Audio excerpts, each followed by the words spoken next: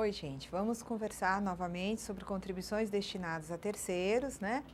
E vamos fazer a leitura dos dispositivos da Lei 11.457, que é a Lei de Criação da Secretaria da Receita Federal do Brasil, tá? E é exatamente a lei que determinou que a atribuição de arrecadar, fiscalizar e cobrar as contribuições previdenciárias, que até então era da Secretaria da Receita Previdenciária, passassem a ser atribuição da Receita Federal do Brasil, ok?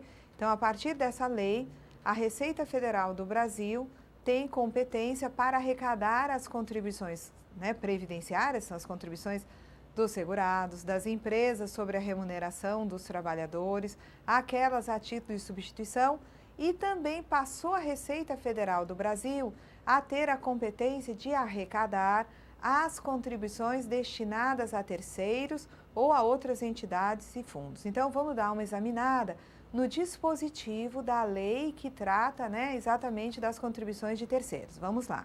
Então, temos aqui, Lei 11.457, início do ano de 2007, traz no seu artigo 3º a seguinte disposição. As atribuições de que trata o artigo 2º. De que trataria este artigo 2º? Exatamente da competência da Receita Federal do Brasil, Secretaria da Receita Federal do Brasil, de arrecadar, fiscalizar e cobrar as contribuições previstas no artigo 11, alíneas A, B e C lá, né, da Lei 8.212, que são as contribuições previdenciárias. Então, as atribuições de arrecadar, fiscalizar e cobrar contribuições se estendem às contribuições devidas a terceiros, assim entendidas outras entidades e fundos. Quais seriam, então, essas outras entidades e fundos? Eu tenho aí Salário Educação, INCRA, SESI, SENAI, SESC, SENAC, SEST, SENAT. O SEST e o SENAT é o Serviço Social do Transporte Rodoviário, SENAT, Serviço Nacional de Aprendizagem do Transporte. Aliás, perdão, Serviço Social do Transporte, Serviço Nacional de Aprendizagem do Transporte. Temos o SENAR, Serviço Nacional de Aprendizagem Rural, SEBRAE, Diretoria de Portos e Costas, Fundo Aeroviário, SECOP, tá? Então, vejam, passou a ser atribuição da Receita Federal, Secretaria da Receita Federal do Brasil, a arrecadar, fiscalizar e cobrar contribuições devidas a terceiro, na forma, né, da legislação em vigor, aplicando-se em relação a essas contribuições no que couber às disposições desta lei, tá? Então, as disposições quanto à arrecadação, fiscalização, cobrança de contribuições a terceiros passam a ser regulamentadas conforme prescrito nessa lei. Veja só, a retribuição pelos serviços de arrecadação, fiscalização e cobrança será de quanto? 3,5%, tá? Do montante arrecadado, salvo percentual diverso estabelecido em lei específica. Então, esse percentual diverso estabelecido em lei específica é a remuneração de 1% quando se tratar de salário educação. Então, ao arrecadar contribuições destinadas ao salário educação, tá?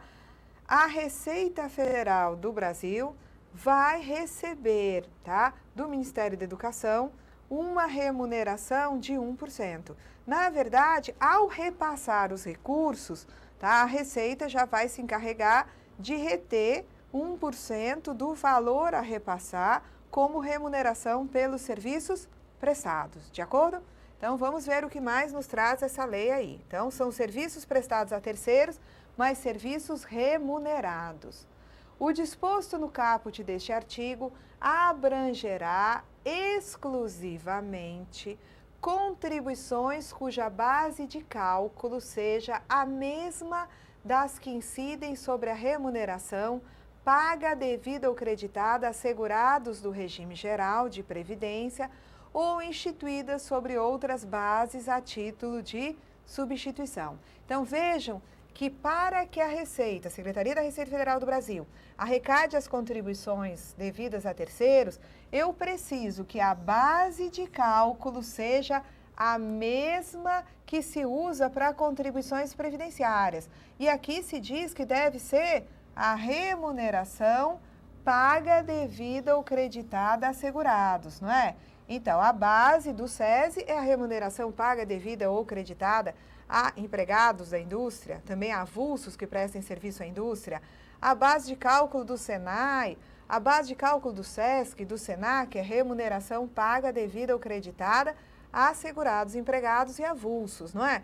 Mas também poderão ser usadas como bases aquelas utilizadas a título de substituição. Então, eu tenho aqui outras bases. Em alguns momentos, em vez de usar a remuneração, nós teremos incidência de contribuição substitutiva sobre a receita. Então, por exemplo, quando eu tenho um produtor rural, pessoa física ou pessoa jurídica, ou até uma agroindústria, a base da contribuição de uma empresa exclusivamente produtora rural, de um produtor pessoa física, de um segurado especial e de uma agroindústria, enfim, eu vou utilizar, em vez da base remuneração, eu utilizo a receita bruta da comercialização da produção rural. Então, a partir do momento em que eu troquei, no caso de uma empresa exclusivamente produtora rural, eu deixei de usar a base remuneração do empregado e no lugar dessa base eu passei a usar a base receita bruta da comercialização da produção rural, eu poderei usar essa base também para calcular uma contribuição destinada a terceiro, que é o SENAR, Serviço Nacional de Aprendizagem Rural. Então, o que vai acontecer é que no caso da receita bruta da comercialização da produção rural, eu terei contribuições de 0,2% ou de 0,25%, incidindo sobre a receita, contribuição essa destinada ao SENAR. Então, eu posso ter como base a remuneração ou até a receita, porque aí a própria lei está dizendo, não é? Que, olha só, eu vou poder exigir contribuições de terceiros, não é? Que vão ser arrecadadas, fiscalizadas e cobradas pela Receita, que incidam exclusivamente sobre a remuneração. Diz que tem que ser a mesma base de cálculo usada para as contribuições previdenciárias, ok?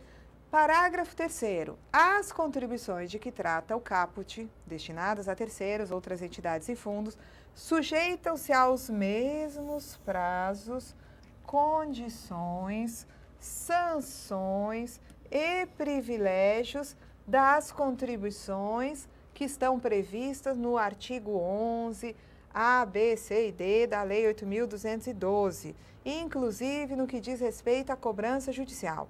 Então, a mesma regra que eu utilizo para cobrar contribuições previdenciárias, inclusive judicialmente, eu vou utilizar para cobrar terceiros. O mesmo prazo para recolher 20%, contribuição dos segurados, né, que é o prazo até o dia 20 do mês subsequente, eu vou utilizar também esse mesmo prazo para exigir neste vencimento a contribuição destinada a terceiro. Se atrasar, tem multa de mora de 0,33% ao dia. Essa mesma multa vai ser aplicada sobre as contribuições destinadas a terceiros. Vejam que as contribuições destinadas a terceiros, tá?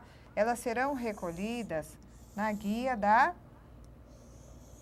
Previdência Social, tá? Nessa guia, você vai encontrar campos aqui,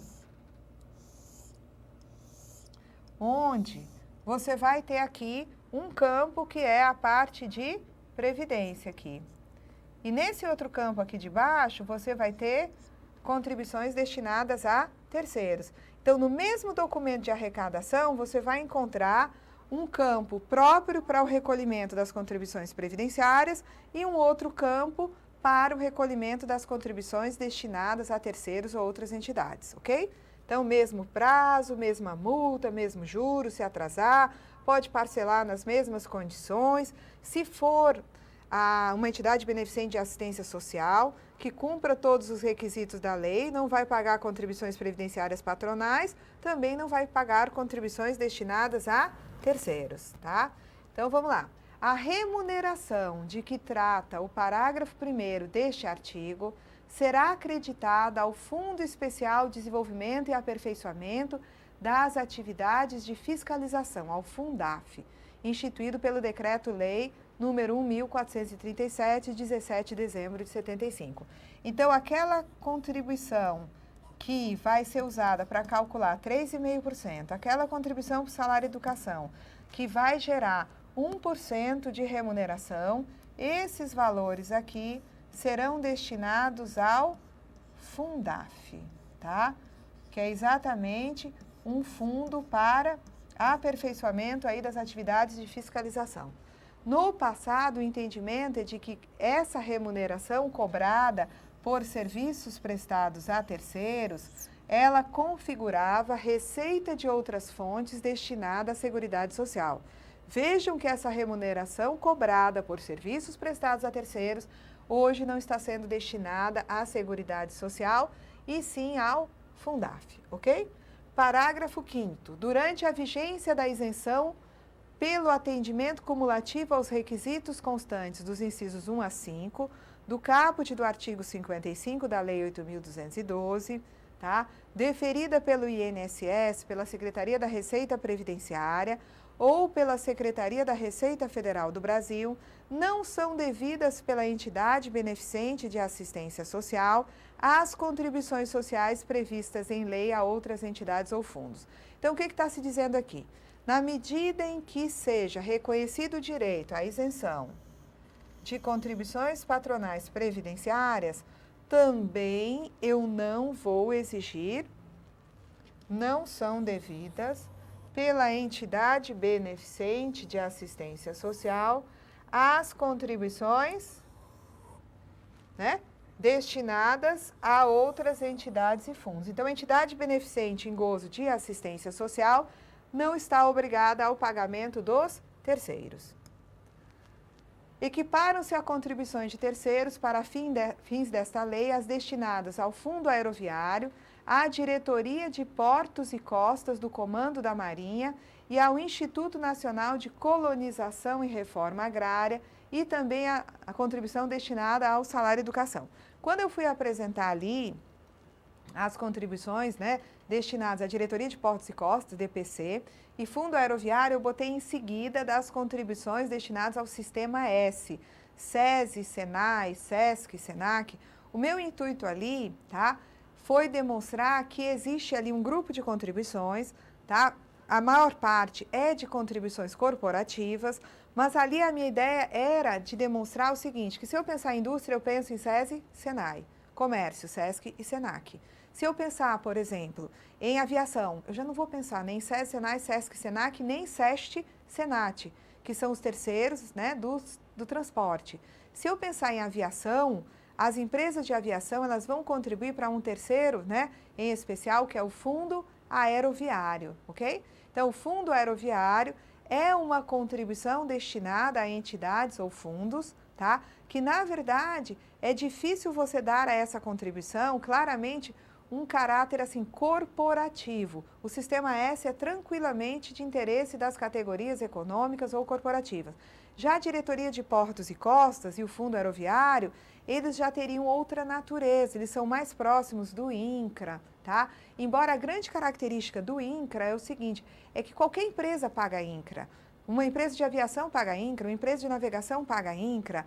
Já o Fundo Aeroviário, ele só é pago pelas empresas do setor aeroviário. Diretoria de Portos e Costas, só pelas empresas, tá, do setor de navegação. Diretoria de Portos e Costas, grande parte dos recursos, tá, quando as empresas pagam essa contribuição, as empresas de navegação, é para a formação de pessoal que vai trabalhar na Marinha, nas empresas de navegação, tá? Então, é direcionado para essa finalidade. Então, seria de interesse das categorias econômicas? Em parte, sim, porque visa a formação de pessoal especializado para atuar nesse setor, tá? Adiante, eu vou tentar colocar mais algumas situações para especificar essa natureza de DPC e Fundo Aeroviário. Eu só queria aproveitar essa aula para lembrar vocês o seguinte, algumas empresas não pagam terceiros, tá? Órgãos públicos não são contribuintes de terceiros, ok?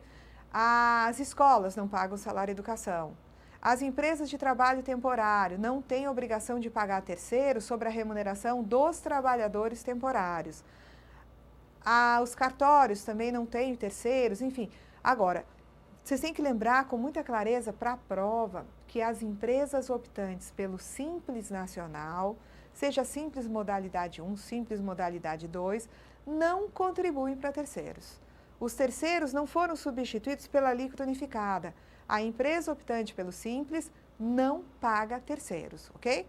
Tá? Então, eu voltarei adiante com algumas particularidades, talvez não com uma aula em videoaula, mas eu trago para vocês um artigo falando sobre INCRA, Salário, Educação, Diretoria de Portos e Costas e Fundo Aeroviário, porque eu entendo que esse grupo merece maiores considerações, tendo em vista, né, a peculiaridade de sua natureza. É mais difícil entender que um fundo aeroviário e uma DPC sejam considerados de interesse das categorias econômicas na mesma condição do SESI, SENAI, SESC e SENAC. Então, eu volto a falar dessas contribuições particularmente. Por enquanto, nós ficamos por aqui e adiante dos assuntos que seguirão, teremos prazos, juro e multa, tá? E vamos adiante com obrigações de fazer, né? Com a parte de retenção, responsabilidade solidária. Então, até as próximas aulas, gente.